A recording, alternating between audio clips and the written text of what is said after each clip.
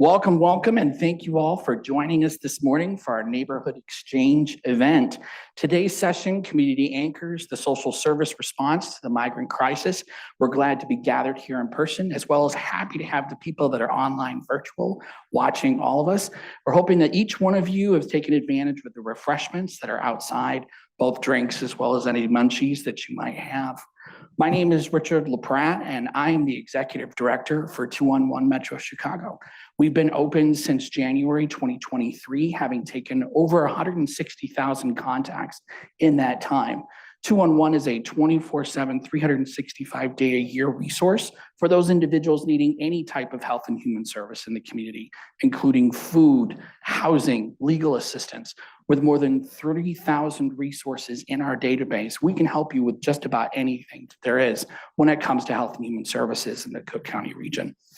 So as we've said, our event today is part of the Neighborhood Exchange, a conversation series to talk about issues that are occurring in our community and how we can best kind of work towards solution, as well as have that discussion amongst an open space. Today's topic is a challenge for not just our neighborhoods, but for our community as a whole, the migrant crisis. In the past year, since August 2022, in fact, more than 41,000 individuals have been welcomed from the southern border. 8,000 of these individuals are currently residing in our shelters. They're being persecuted in their own communities, and they're currently awaiting resettlement. And it's our job as a nonprofit network really to respond to this issue and really start the discussion as a whole as far as what we can do to assist, how can we work with each other, and really make this as a successful endeavor, not just for that community, but to work together as a whole. The massive influx of asylum seekers is affecting cities across our nation. We're not much different, but I think the difference is that we're actually discussing it, that we're bringing it up as a system, and how can we as a whole really demonstrate success when it comes to not just this community, but how we can use this for a blueprint for success going forward. So we're honored today to have three guests to help me speak today from three different organizations. We have Amy Laboy, who is the Vice President of Programs and Community Partnerships at the Greater Chicago Food Depository. Welcome. We have Dr. Brittani James, who's the Medical Director for the Inner-City Muslim Action Network, or IMAN. Am I saying that correct? And then Luis Gutierrez is the Chief Executive Officer of Latinos Progresando. Thank you to each of you for joining us this morning. I'd like to remind our audiences that this is both in person as well as virtual, and that we reserve time for later for questions. So if you have questions that you would like to present, they'll be collected from the back of the room on note cards, and then we'll make sure to see which ones we can attend to in the meeting. For our virtual audience, we'll ask that you use the Q&A function, which you can find as an icon on the bottom of your Zoom screen. But for now, let's begin. We'll start with Amy. The Greater Chicago Food Depository's everyday work is addressing food insecurity in Chicagoland, supporting anyone and everyone who needs access to healthy food. This has, of course, included our newest arrivals. What has this looked like for your organization, and what do you want to make sure our audience knows about the bigger picture of your work in Greater Chicago? Thank you, Rich. Thank you all for coming today. Honor and a privilege to be here with you all. Let me step back for a second and just call out the fact that the Greater Chicago Food Depository works with an amazing network of partners, some of which are in the room today. You're all partners, actually. The Greater Chicago Food Depository and our network of partners across Chicago and Cook County have been working toward supporting an increased need for food access in the last year. Specifically, what we are seeing is about 26% utilization of our pantry system over this time last year. So what that means is about 1 in 5 households in our region are food insecure. And then with households with children, it's about 1 in 4 that are facing food insecurity. The increase of this need is driven primarily by the long-term impacts of inflation. It's really that food costs are going up, and those benefits that we experienced during the peak of COVID have decreased. And so we have this decrease of benefits and increase of costs, this food top of the list, and it's driving a lot of unmet need. There is a narrative that it is the new arrivals that have caused the impact of increased need in our region. It is the impact of inflation, expenses, the decrease in benefits that are truly driving the unmet need. The idea that it's the new arrivals troubles me, because when we talk about it from that lens, it's really distracting from what is really the issues of food insecurity and hunger, and that truly is poverty, systemic racism, inequity, and we really should be talking collectively about the root causes of how we support our entire community. So we have played a significant role in supporting the access of food for new arrivals. And again, we believe that food is a basic human right. So whether you are new to our community today or a long-term neighbor, we all should have access to that nutritious food that we need to support ourselves. And so the idea that we have to do an either or is not true in our work. We definitely want to support all, including new arrivals, at no expense to the folks that have been residents and long-term residents in our community. So specifically for us, the work for new arrivals started back in August of 2022 when those first buses started arriving in our state, and worked really closely to support that food access at that time. That need, of course, the support increased dramatically about this time last year, around the time that the city started opening up the shelters in our region. And at that point, again, we worked collaboratively with the city, with the state, with an amazing network of community providers, mutual aid groups, concerned citizens to really show up and ensure that individuals that are new arrivals coming to our region have that food access that they need. That work continues in different variations today, but again, ultimately I go back to the statement of food is a basic right, and we are here to support everyone in our region. I think one of the bigger things that we've recognized at 211 when we're making referrals is the Greater Chicago Food Depository has made an enormous difference. Pretty much anywhere between 15 to 25% of our referrals include food in the way that we're responding to individuals. It's an easy use, it's a basic need, and it's really something that's really moved us forward in order to assist individuals either offset their current costs or working together to making sure that other resources are there for them. For us, as we've made those referrals, we've seen nothing but expansion on the part of Greater Chicago Food Depository. No one is turned away. Your hours of operation are simple and you're working with that community. How do you see this kind of manifesting even further as you go forward with your organization? Yeah, I think again, it goes back to some of the work that we're doing today in response for new arrivals is actually helping to support the long-term infrastructure as well. And I think we'll probably delve into some of those topics even more today. Again, I think what you represent and what you speak of is really, it's an amazing network of organizations. So when I say our network at the Food Depository, that's over 800 different partners across the region that are showing up in this mission of ensuring everyone has access to food. So it is that collective, and having the resource of even 211 as a centralized location where we can access and share relevant information across the region is critical. Thank you, Amy. Thank you. Our next question is for Dr. Brittani. Your organization, Inner City Muslim Action Network, has been one of the first organizations to respond to the needs of migrants arriving in Chicago, treating their physical health. Can you describe how you've been involved? And then what are you all finding to be the highest and ongoing need? I don't know if I might. There we go. All right. Well, first, I am so glad to be here with just wonderful colleagues and folks doing the work. It's always such an honor and such a boost. So I'm so glad to be here. But, you know, for me, by way of a story of how it kind of came about, you know, we have a little bit about the Inner City Muslim Action Network for folks who are new to us. So we are a newer FQ. However, we've been in the service space for over 27 years. We really got our roots in organizing of our wonderful executive director, Rami Nashashibi. It's been wonderful to just work alongside him and learn from him to really add that organizing framework to healing.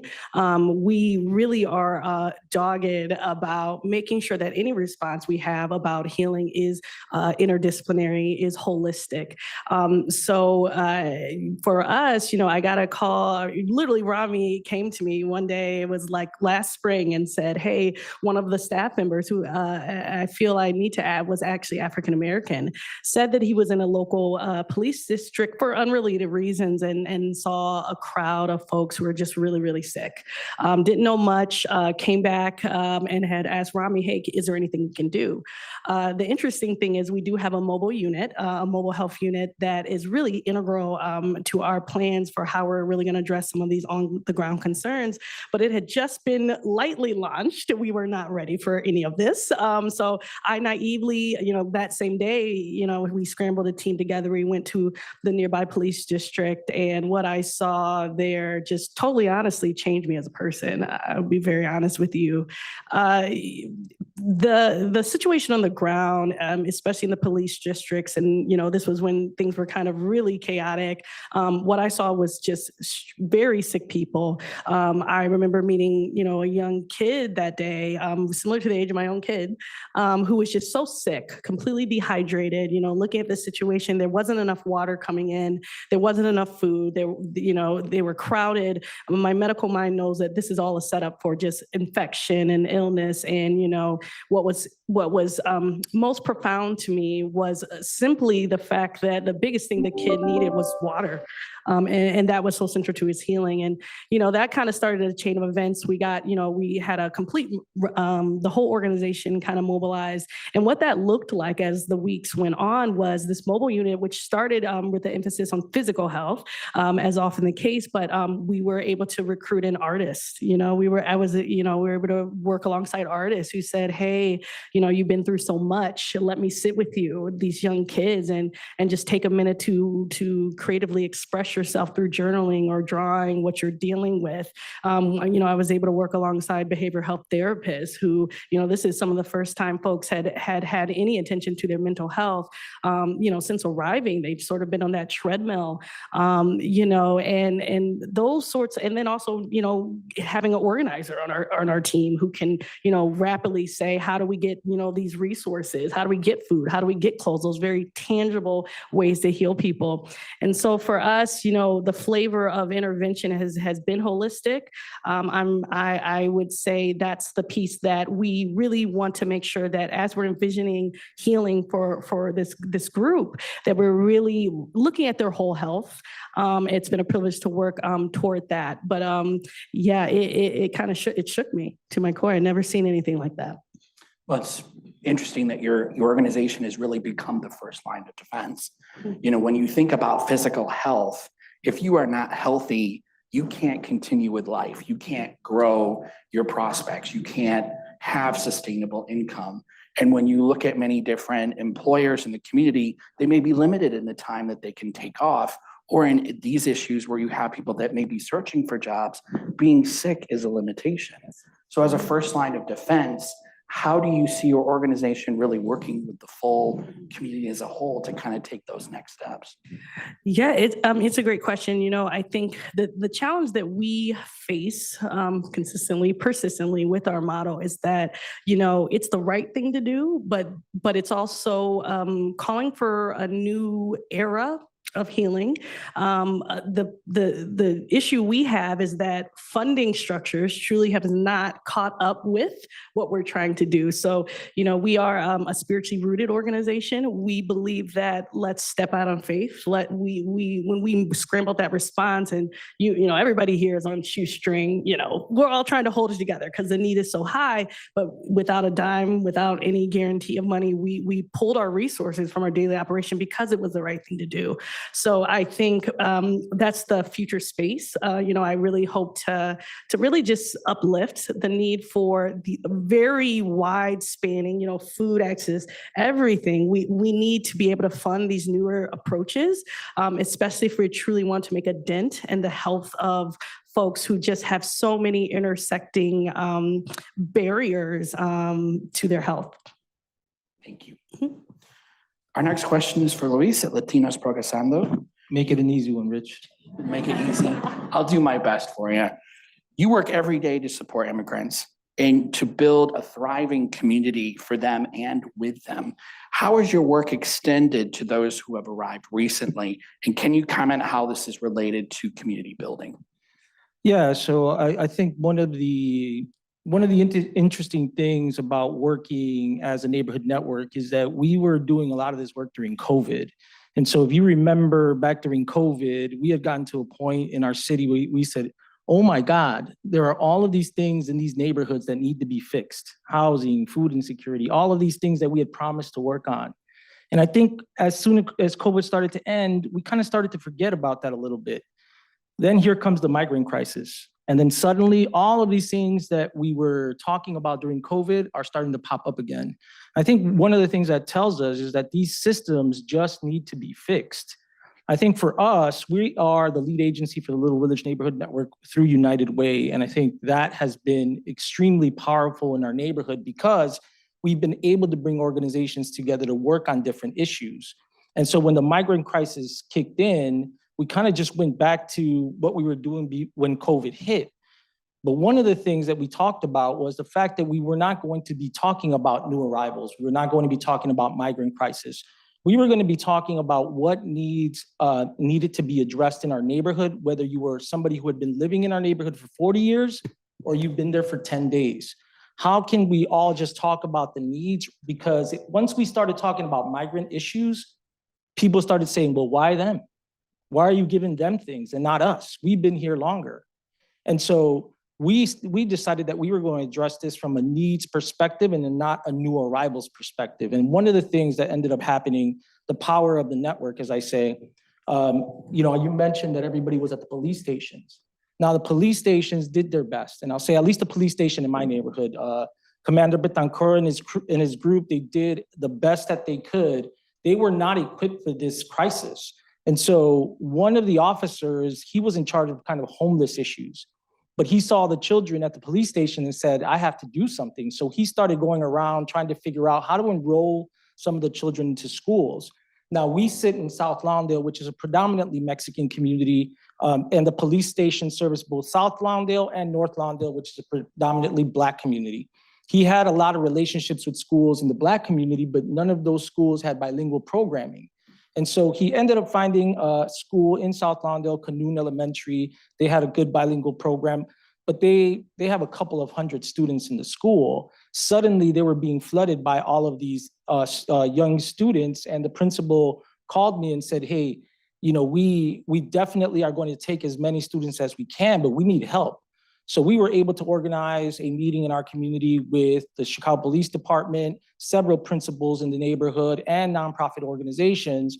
And so some of the principals said, you know what, start sending them to our schools. We'll start taking them. And so we started to distribute so everything wouldn't fall on one school. And then as we do within the network, we start to figure out, okay, how can the organization start to provide other resources? Carol Robertson Center for Learning has done a great job in taking on our students after school, making sure that they're fed and they have activities. Esperanza Health Centers has said, we're gonna show up and provide healthcare for the families. So we all wrap around services around these families. At Latinos Progresando, we've been helping them to apply for change of addresses because when they come into the country, they're assigned to Texas. And so when they get to Chicago, if they don't change their addresses, they can be in a lot of trouble because their cases will expire because they have to do a check-in with ICE. And so we've been working to make sure that they understand that they have to change their addresses, make sure that all of that's taken care of. There's also the Resurrection Project that's been doing great work around workshops to get people work permits. We send them there. And then something, there are little things that we don't think about all the time. If you say, hey, go to 2724 West Cermak, where our office is, all of us know how to get there. But if you come from Venezuela and you say, go to 2724 West Cermak, they're like, what? What is that? Go that way, right? Or people who didn't want to take buses because they had so much trauma from being on buses that they walked to our office. And then, we're partnering with Enlace Chicago because a lot of the young ones, and I'm talking about the teenagers, there is this hip hop culture in Latin America as well. And you'll have the kids that'll come and they have their hats to the left, they'll have their hats to the right. They're trying to look really cool. But in Chicago, that means something. And you can get into a lot of trouble if you're walking in the wrong neighborhood with your hat facing one way or another. So we're working on kind of just those day-to-day and figuring out how we can get this information so that they can just live a better life. So with the work that you've done in building out this blueprint for success and helping these new arrivals and making it more of a comprehensive approach, how have you seen that expand your current reach as an organization?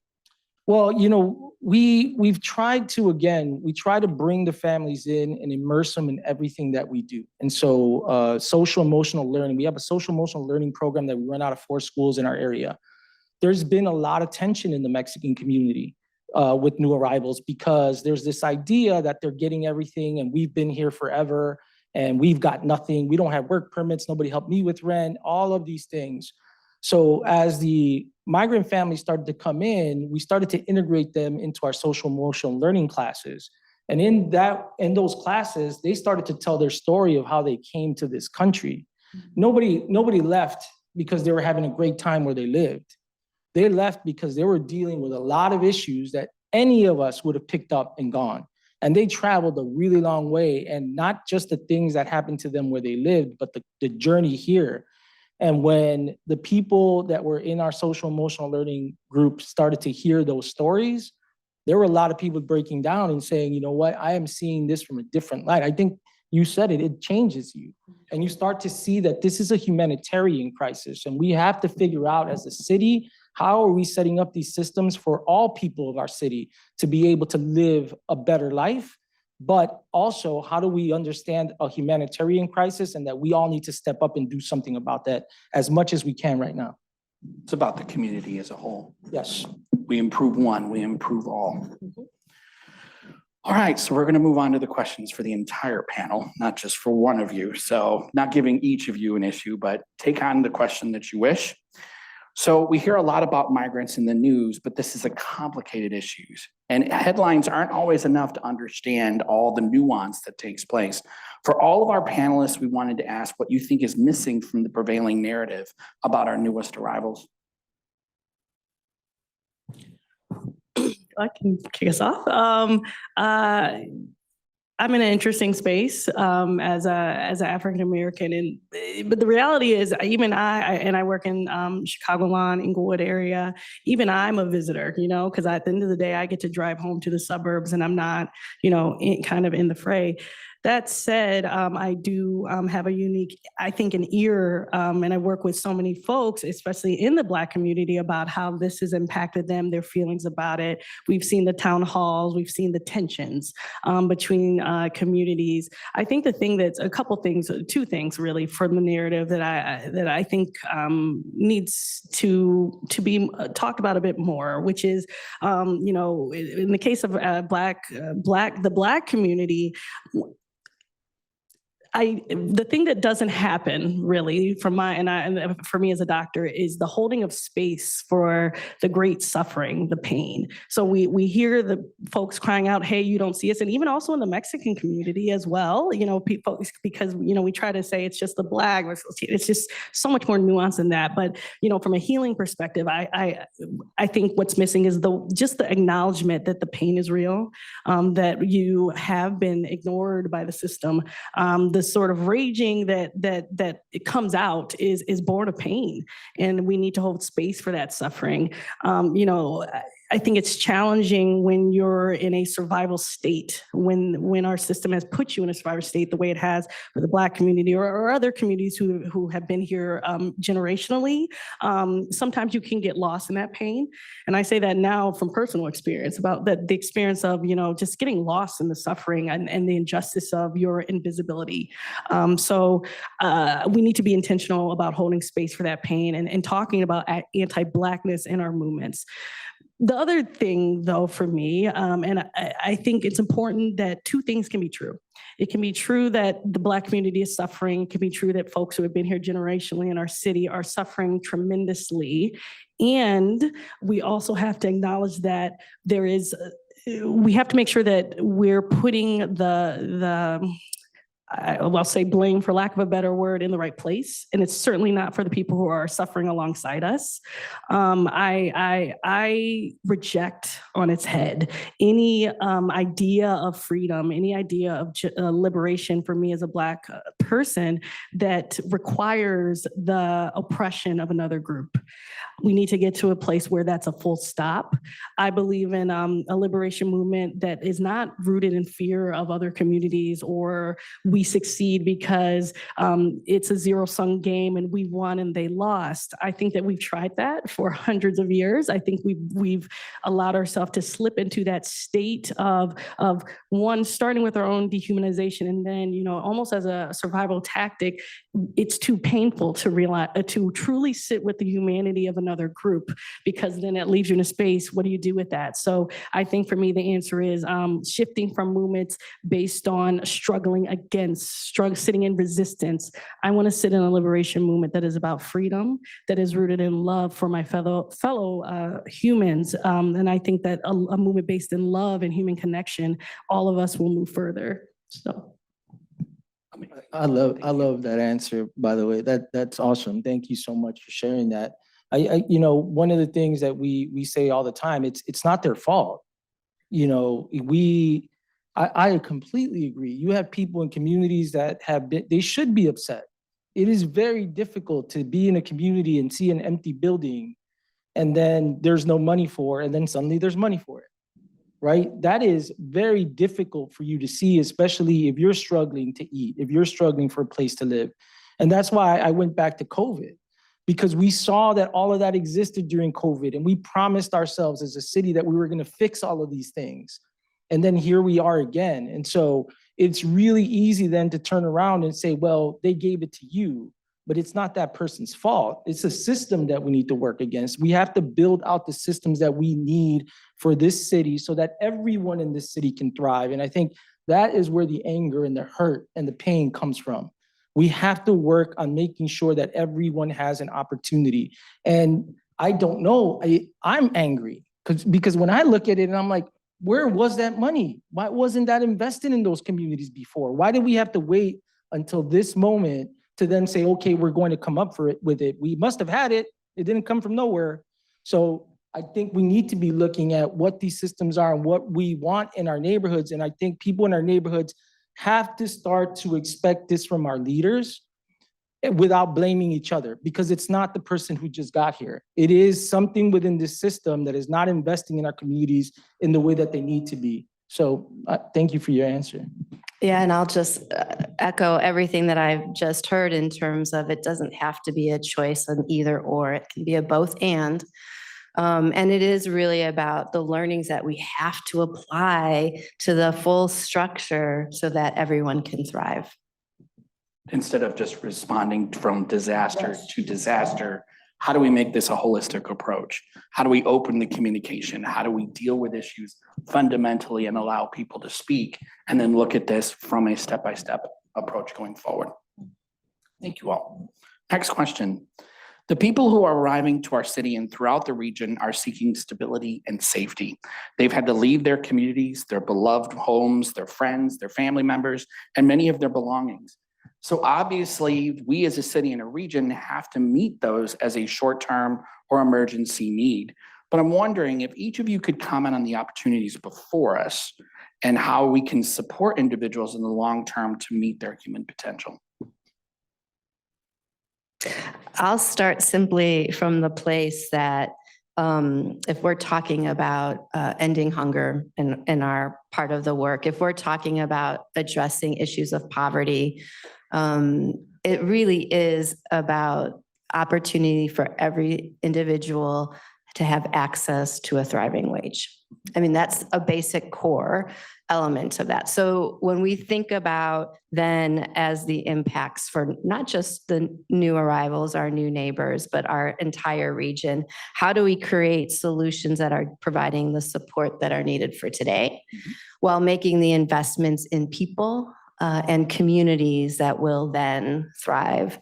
And so I think it is about developing the supports and strategies for that immediate and applying those lessons for future. So for us, one of the responses that we showed up with in the support of new arrivals is a big part of our work is providing meals. And we made meals, but what's more important to us is that we procured meals from community, local businesses in which neighbors, our new neighbors were living and seeking shelter. So how do we invest in our community, in people, in building the supports for new arrivals in addition to our longtime residents?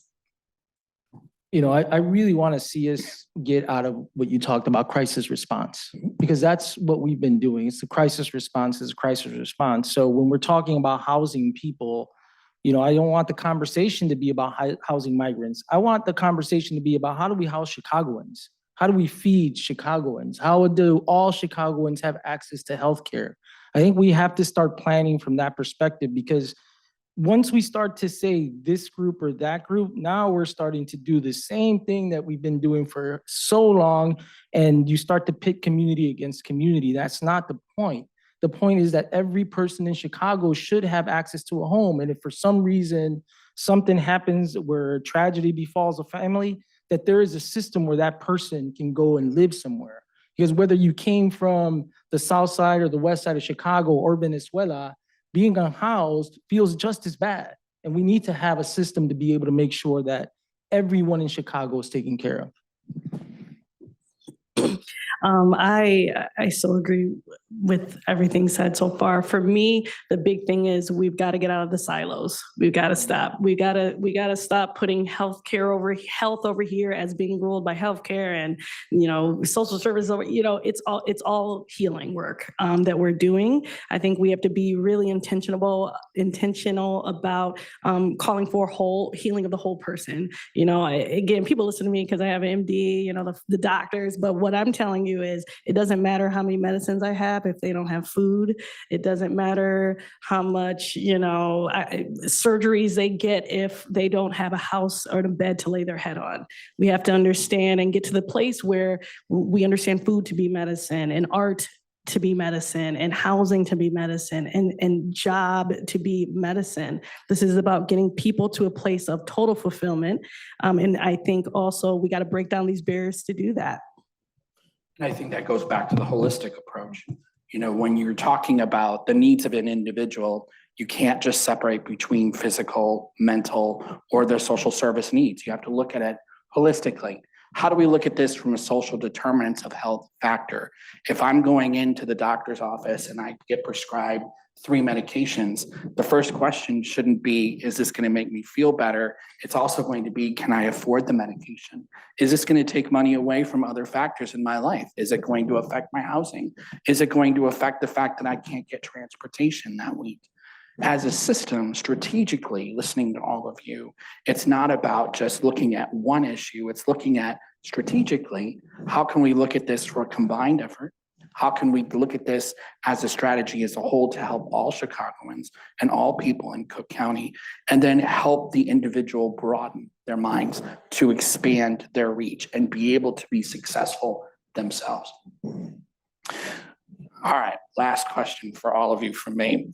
We'll be turning to some questions from the audience next, but before we do, I wanted to ask each of you to lend some insight. Lots of us as local residents want to help. What can we do? I'm gonna start, and you're probably gonna get a couple different answers, but I always say you need to donate to these nonprofits. You know, a lot of our organizations during COVID were working like crazy to get through COVID, and I feel like we never even took a break from COVID to this. We just kept going, and so you heard earlier that funding has been an issue. So I think if you are really interested in helping, there is a way to support organizations by donating funding to them. I know everybody says come volunteer, and I'm sure one of my fellow panelists is going to talk to you about that. If you want to volunteer, I'm going to say be kind. It takes a lot of work to take on volunteers. You need infrastructure, you need staff. And so if you send me an email about volunteering and nobody gets back to you in a little while, there are a lot of crises that are going on before they can get to the volunteer component of it. But something that every nonprofit needs is funding. And so if you want to organize a dinner with your friends and your family and invite somebody from a nonprofit that's doing this work to come and speak to your group and have a fundraiser, that's a great way to both understand the topic a little bit better, but financially support the organizations that you want to work with. And there are a ton of organizations in the city of Chicago that are doing great work. So that's what I would recommend. I will echo you, and yes, and the absolutely donate. And there's an amazing network of organizations doing work, and volunteering is a part of it. And I think plugging into that network and that infrastructure that is in place is really critical. So from our lens of food, obviously, you know, coming to the food depository and helping to support the packing of food resources that go out to our community every day. But even another step is going, like, what's your hyper local? Who are the organizations in the places where you live? And what are the services that they're offering, and reaching out to them to provide the support you can directly to them through volunteerism, through donating, et cetera. The additional build I will say is our voices, right? Like, it is for us really, what are the important issues? What are the policies that we have to address? For us in our work, it is a year for the Farm Bill, and the Farm Bill represents lots of benefits that support that safety net for individuals who are food insecure. So how do we show up in those spaces to advocate? Great. In addition to those things, for me, definitely, I think people, and this is something that I personally have tried to grow, is using your voice. I think we got to get back to just organizing. We do. I think most of the work, it's going to have to come from the community. I think, you know, a lot of the decision makers, a lot of good people, but when you get that removed from the day-to-day realities, your decision making, you know, you're going to miss stuff.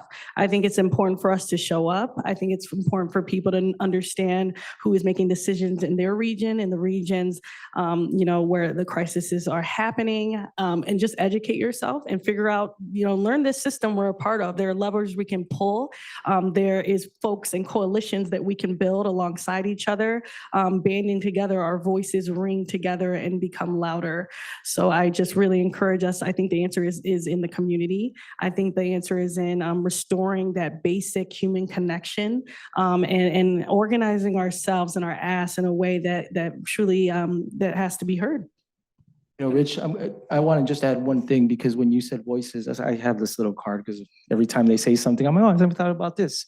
But using your voice is really important. I think you need to fight back this narrative of us versus them, because, you know, I keep hearing about the tensions of the migrants in the Black community and the tensions in the migrants in the Mexican community. But I know so many brothers and sisters in the Black community that stepped up and have done food drives, clothes drives, toy drives, have welcomed people into their churches. And the same thing in the Mexican community. There's so many brothers and sisters standing up there to say, we want to help. And so are there some tensions? Absolutely. But there are a lot of people in the city of Chicago, in every community, that are standing up and helping. And so that's what we need to be talking about. And there are leaders in this crowd. There are leaders that have tuned in. You all have a voice, and I think fighting, instead of talking about the tensions, talking about all of the wonderful things that you see your partners doing and amplifying that voice, that's something that we can all do that will be very helpful. At the end of the day, you are the solution. You're the community, and each one of you steps up in your own way.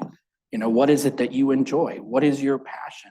How can you bring your passion, your voice to each and every project, to making sure that your community is what you want it to be? Because at the end of the day, when one prospers, we all prosper. When we look at how we're helping and supporting others, that supports everyone. We need to find out the individual steps. We need to figure out how each of us play a role in supporting our community, or just simply helping our common man. You know, how is it that you can help your neighbor? Are you looking out for them? Are you the boots on the ground? Are you part of a service where you're seeing help that's needed? How are you taking that next step? How are you taking a step out of your comfort zone, you know, and talking with those others to making sure that they get what they need? All right, well, we have more questions. Hooray. All right, this is a question that's come from online, I believe. Where is there a gap in addressing these issues, and where can philanthropy be helpful? So for me, it's you know, if I just want to deliver physical medicine, I can do that. I can and do that easily. You know, but if I'm really trying to move the dial on health, I cannot just do that just myself alone. I think the thing that's missing is there are new models emerging. There are new ways of healing emerging, and so but we need folks who are willing to meet us at the cutting edge, who can, you know, sometimes I think a challenge can be when we're so metric driven, you need the proof first. There are some things we just, I think if we sit with ourselves can realize it's just the right thing to do. And so getting funding that really allows us that freedom, you know, looking at more operational coverage and giving us some freedom to innovate, and then trusting the folks in the community who are driving the work to know what's needed. I think we just need new funding structures that can catch up with that type of building. And I think the other piece is just zooming out. We really need investment in the infrastructure that connects different organizations. I know the Southwest Organizing Project and, you know, the IRIS system, and there's these wonderful, you know, attempts and great work being done to connect us all. But I think we need more intentional investment in how do we all communicate with each other as service organizations, as governmental folks, just to make sure that the resources are able to move easily between our different homes. Yeah, I'll tie that together with something you said earlier too, not just the philanthropic, but our social service network is really coordinating and breaking down the silos, right? That sometimes there is duplicative efforts that are going on. It's all well-intentioned. It's all for the good and wanting the best for our community, but it is duplicative sometimes. So really understand and talking to each other and understanding who is showing up for what and when, because there is plenty of need, unfortunately. And there is space for everyone who wants to be a part of that response, both philanthropically and as concerned citizens. So organizing in a way that breaks down silos, shares information, learn that we're constantly learning from each other as well, and the individuals that we seek to support. You know, I'll say, I'm gonna go back again to COVID, and COVID, I hope I never go through anything like that ever again, because it was a horrible thing to have to go through for all of us. But I will say that there was this beautiful moment where like we all forgot that we were CEOs or executive directors or worked in philanthropy or worked in government. And we all kind of just pulled together and said, how do we all help each other get through this? And so there was this mentality of coming together and then supporting communities. And I remember during COVID, it was probably the first time in my entire career that I wasn't worried about funding, and I wasn't worried about reports, and I wasn't worried about grant applications. There was just this enormous trust in community-based organizations that knew what needed to be done to get us through this piece, and an enormous amount of trust placed on them, and funding came with that. And so I would say, let's not lose that. Let's continue to figure out how we provide general operating support for organizations on the ground and trust those organizations. I think you said we need to be innovative. You know, a lot of times when you're in community, you can't wait 6 months, right? Because by the time I see it, now I got to go talk to my funder, fill out a grant, have them go to their board, come back to us. 8 months later, 5 other things have happened. And so when you provide the funding that's general operating, that gives these leaders the opportunity to be innovative and work on the need that's right in front of them, I think it's life-changing. It worked during COVID. I think we need to keep that going. So to piggyback on that, how do you see innovation in each one of your organizations beyond the steps that you've taken so far? I definitely came for something different to Iman. So I've been in, the federally qualified health center space for my entire career, training included. I came to medicine to work with, folks who are structurally disadvantaged. And, I've been, in the straight FQHCs, I've done the academic route. And, I just always felt like something was missing. I always felt like it's not quite what I had hoped for in terms of the healing work. And it only was when I came to Iman and I understood, I was suddenly in a place where the physical medicine was a piece of the pie, and that any plan included the whole thing. And it just gave me the language to understand, that's why our system, healthcare, mainstream healthcare, which so focuses on medical and physical health, why we really truly have not been able to advance the dial.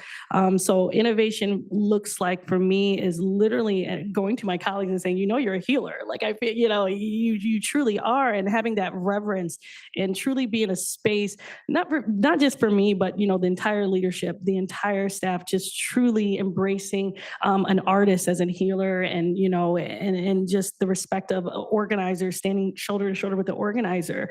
The solutions that we come up with in that kind of space, that kind of work environment, are unlike anything truly that I have heard of. And I think it's just such a unique chemistry that I'm just such a fan of. Let's throw different, people with different types of thought together and see, because we have to start getting new people in the room, new ideas, new perspectives, because whatever we have done to date, it's crying for change. It's at a breaking point. And so as the old dies, which is what I think we are in right now, I think we are seeing the fall of the old way.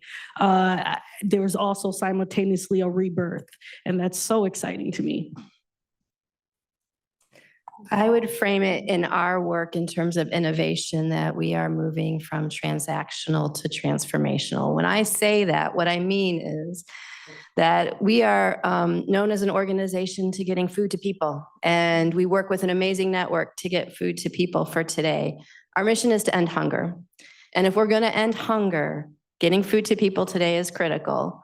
But how are we really going to be showing up in the work to address those issues of poverty, of inequity, of structural racism? And so we do that, and we all know this in the room and in this conversation, that it is about centering on community and the voices of the people that we are serving and those that we work with. So sometimes it goes back to the basics of listening and walking alongside, and building meaningful relationships that are transformational and not transactional, and that we do that in partnership with this amazing network that we are in the Chicagoland area that care about these issues. So innovation for me, for me personally, and for Latinos Progresando, I'm always trying to figure out how to talk about this.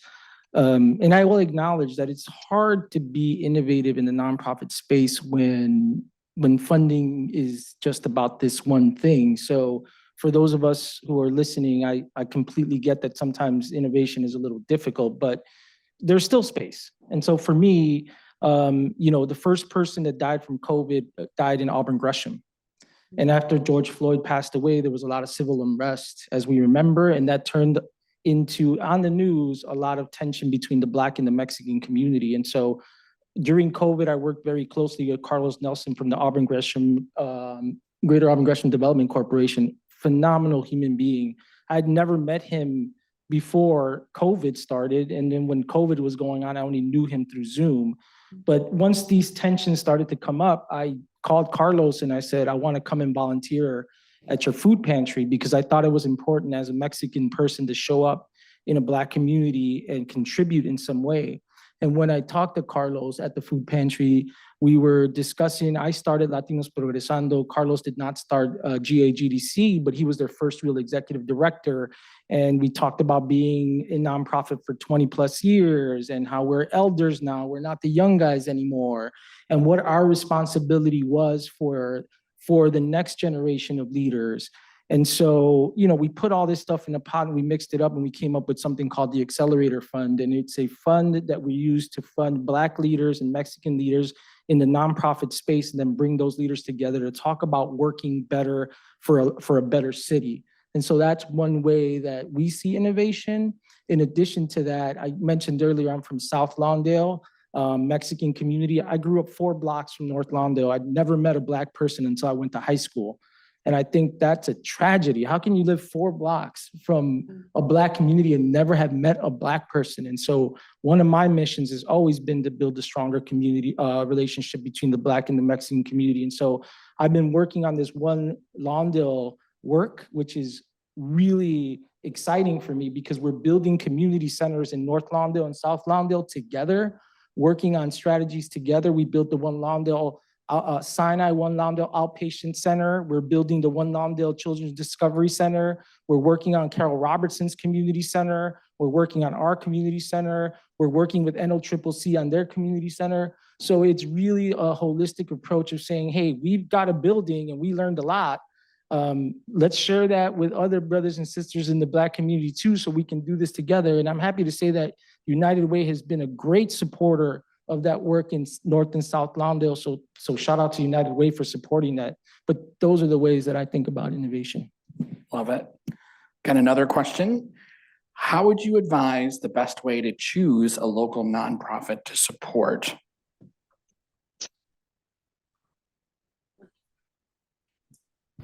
Well, first it starts with what's in your heart. We all have different motivators, so it has to resonate with you first and foremost. Obviously, there are, like we said, an amazing network of nonprofit organizations. Obviously, United Way is a supporter of many, all great organizations. But I think, honestly, the first step is really showing up for what matters to you and aligns with your values. And I would agree with that. And I think for me, it's really looking for that values alignment it's just such a big thing. And to your point as well, if you're interested in the arts and you feel like, then find something that can give that gift to someone, just let whatever is inside of you, be expressed through the nonprofits that you choose. What they said. I think the other thing too, to go back to part of the conversation that we're having, is learning about your community. What's there? Many of us may not know all the nonprofits that surround us or that are a part of our local communities. And I think it's part of our responsibility as a population, as a society, to figure out what it is that is supporting us in our community. How can we take that passion and translate it either through our dollars, through our hours that we have to ourselves, or how is it that we can do to help out with our fellow neighbor? Can I just make one quick shout out to Erie Neighborhood House is also building a community center. So for those of you out there that want to support a great organization, Erie Neighborhood House is awesome. Open Center for the Arts is also, as you keep talking about the artists who use art to heal, Open Center for the Arts has been amazing doing that work, not just with migrants, but with all community residents. So I just want to make sure to shout out those organizations who are also part of our network. Thank you for that. Can we get a round of applause for the panelists today?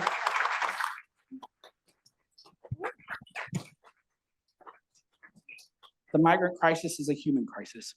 And we're grateful to all of you here in our audience that are taking the time to learn more about this and about how our local social service sector is responding. The United Way is proud to stand behind each one of the partners who are working hard to care for this vulnerable group. And as United Way also invites you to save the date for our upcoming Juneteenth celebration, which will be a virtual conversation with nationally respected researcher, Dr. Andre Perry, whose work focuses on race, structural inequality, education, and economic inclusion. You won't want to miss it. And so keep an eye on the United Way's website and your email inboxes for more. But for now, thank you so much for joining us, and I hope you all have a wonderful day.